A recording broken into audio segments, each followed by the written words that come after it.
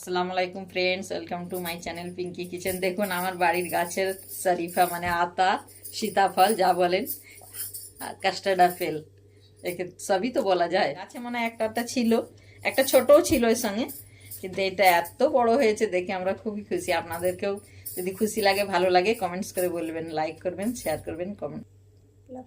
দেখুন সাধারণত এইরকম হয়, এটা দেখছেন এরকম হয়, কিন্তু এটা দেখুন তার যে মানে গজব আছে না, বড় আশ্চর্যজনক ফল আছে, কিন্তু তিন ডবল আছে, এত বড় আছে।